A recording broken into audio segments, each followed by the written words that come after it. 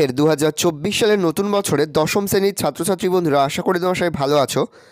আজ আমরা যে বিষয়টি নিয়ে আলোচনা করব, দশম শ্রেণীর ফার্স্ট সামেটিভ অর্থাৎ প্রথম পর্যায়ক্রমিক মূল্যায়নের ইতিহাসের সম্পূর্ণ অধ্যায়ভিত্তিক সাজেশন নিয়ে। দেখে নাও কী কী বিষয় তোমাদের ফার্স্ট সামেটিভ অর্থাৎ প্রথম পর্যায়ক্রমিক মূল্যায়নে থাকবে। তোমাদের প্রথম পর্যায়ক্রমিক মূল্যায়নের ক্ষেত্রে প্রথম অধ্যায়, দ্বিতীয় অধ্যায় এবং তৃতীয় অধ্যায় থেকে কিন্তু প্রশ্ন থাকবে।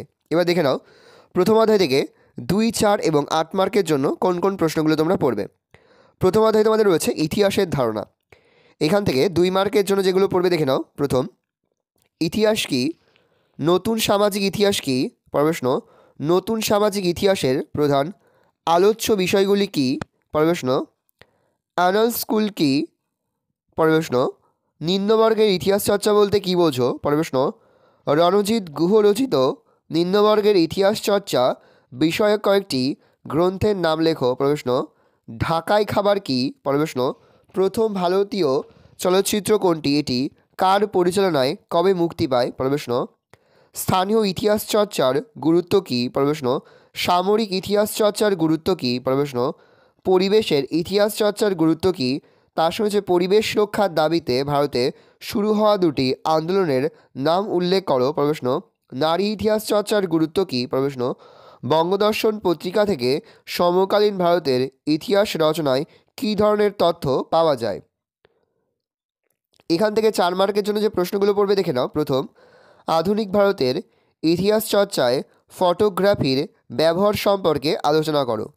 অথবা আসতে পারে আধুনিক ভারতের ইতিহাসের উপাদান হিসাবে ফটোগ্রাফির গুরুত্ব কী, প্রশ্ন আধুনিক ভারতের ইতিহাসের উপাদান হিসাবে সরকারি নথিপত্রের গুরুত্ব কী, প্রশ্ন আধুনিক ভারতের ইতিহাসের উপাদান হিসাবে বিভিন্ন আত্মজীবনী ও স্মৃতিকথামূলক রচনা সম্পর্কে আলোচনা করো। প্রশ্ন আধুনিক ভারতের ইতিহাসের উপাদান হিসাবে বিপিনচন্দ্র পালের লেখা আত্মজীবনী 70 বছরের গুরুত্ব কী, প্রশ্ন রবীন্দ্রনাথ ঠাকুরের আত্মজীবনী জীবন স্মৃতি থেকে কী ধরনের ঐতিহাসিক তথ্য পাওয়া যায়, প্রশ্ন আধুনিক ভারতের ইতিহাসের উপাদান হিসাবে সরলাদেবী চৌধুরানীর আত্মজীবনী জীবনের ঝরাপাতার গুরুত্ব কী। এখান থেকে 8 মার্কের জন্য যে প্রশ্নগুলো পড়বে, আধুনিক ভারতের ইতিহাস রচনার প্রধান উপাদানগুলি কী কী, এই উপাদানগুলি সম্পর্কে আলোচনা করো। প্রশ্ন আধুনিক ভারতের ইতিহাসের উপাদান হিসাবে বঙ্গদর্শন এবং সোমপ্রকাশ পত্রিকার গুরুত্ব কী।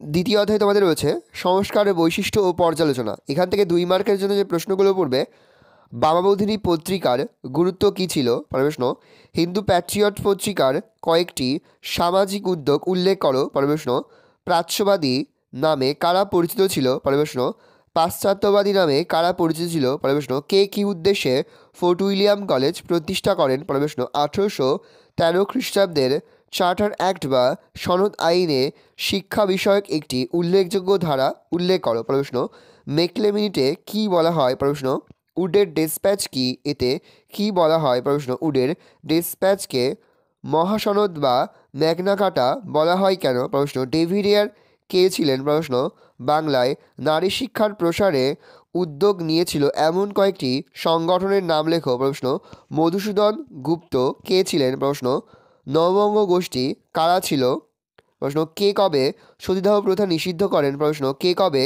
বিধবা বিবাহ আইন পাশ করেন, প্রশ্ন হাজী মুহম্মদ মহসিন কে ছিলেন, প্রশ্ন বিজয়কৃষ্ণ গোস্বামী কে ছিলেন, প্রশ্ন কেশবচন্দ্র সেন কে ছিলেন।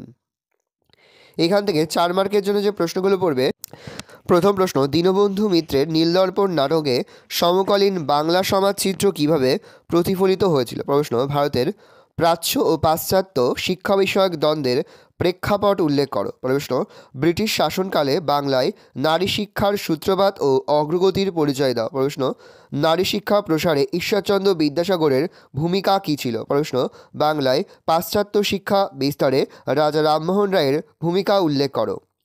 এখান থেকে 8 মার্কের জন্য যে প্রশ্নগুলো পড়বে দেখে নাও। 19 শতকে বাংলার নবজাগরণ বলতে কী বোঝো, এই নবজাগরণের চরিত্র বা প্রকৃতি সম্পর্কে আলোচনা করো।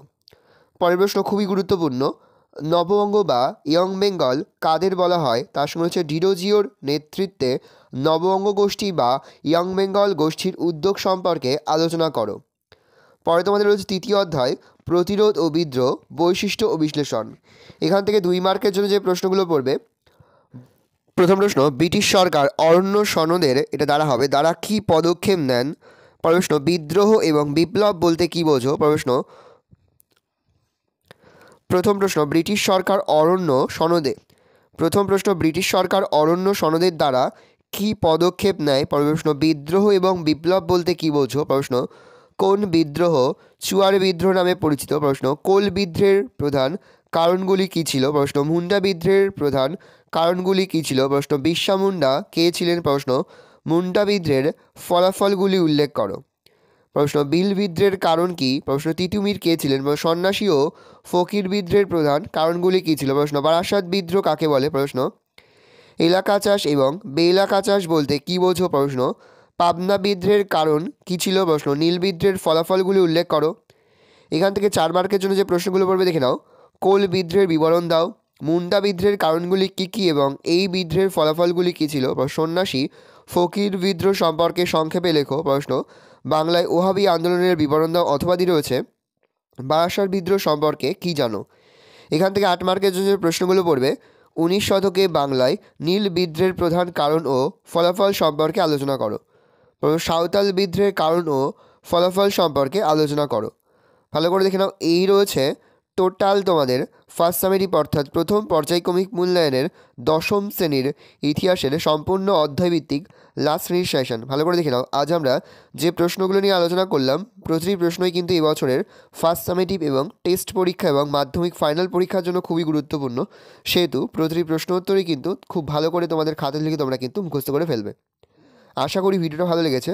ভিডিওটা ভালো লাগলে ভিডিওকে লাইক করতে একদমই ভুলবে না। আর আমার চ্যানেল নতুন হওয়া লাল কালার সাবস্ক্রাইব প্রেস করে পাশে বেল আইকনটা প্রেস করে যখন নতুন করে ভিডিও আপলোড করি সবার ফার্স্ট নোটিফিকেশন তোমরা পেয়ে যাও। আর এই ভিডিওটি তোমার বন্ধু বান্ধবী আত্মীয় স্বজন সবার মধ্যে কিন্তু অনেক শেয়ার করে দাও যারা এবছর 10ম শ্রেণীতে পড়ছে।